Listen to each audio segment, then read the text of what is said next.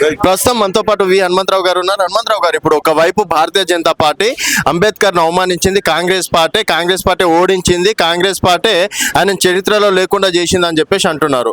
మీరేమో బీజేపీ పైన నిందలేస్తున్నారు. బీజేపీ అందరికంటే ఎక్కువ అవమానం వాళ్ళు చేసిరు. పార్లమెంట్ హౌస్ లో 6 సార్లు పేరెత్తి ఆయన ఫేషన్ అన్నాడు.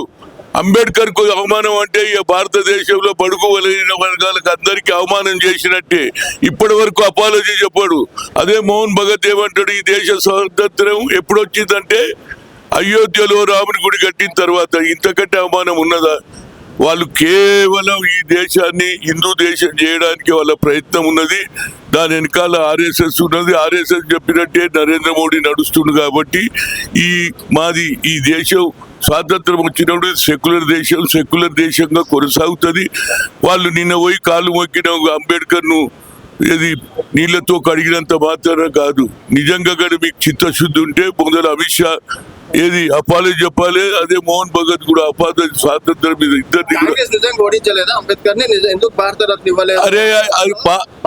అరే నువ్వు ఆయనను చేసిందని ఇవన్నీ కొత్త తీసుకొస్తున్నారు. అది జరిగిందో లేదో మాకైతే తెలియని సబ్జెక్ట్. ఇప్పుడైతే మీరు అవమానం చేసారు కదా, దీని సంగతి. అరే అంబేద్కర్ విగ్రహం పెట్టకం కాదు, కూడా కొట్టిన వాళ్ళు కూడా ఉన్నారు. కూడా కొడితే దాన్ని ఇప్పటికి నేను ప్రయత్నం చేస్తున్నా, అదే పెట్టిస్తా. కాంగ్రెస్ చేస్తుంది. ఏం చేసినా ఎవరో ఏదో అన్నాడని మమ్మల్ని అడుగుతారేమో. వాళ్ళు చేసిన తప్పులు కూడా చెప్పాలి కదా. మరి ముస్లింలకు నువ్వు వద్దంటున్నావు, మరి ముస్లింలకు మొన్న ఏది రంజాన్ లో ఎందుకు ఇచ్చిండు కిట్టు, షర్ట్ షల్వార్ ఎందుకు ఇచ్చిండు? అందులో పేదోళ్ళు ఉన్నారు కదా, కానీ వాళ్ళకు కూడా న్యాయం చేయమని మేము కోరుతున్నాం. కాంగ్రెస్ పార్టీ లేదండి అంతర్గత వ్యవహారాలు, బీసీలకు అవకాశం ఇవ్వాలని కోరుతున్నా.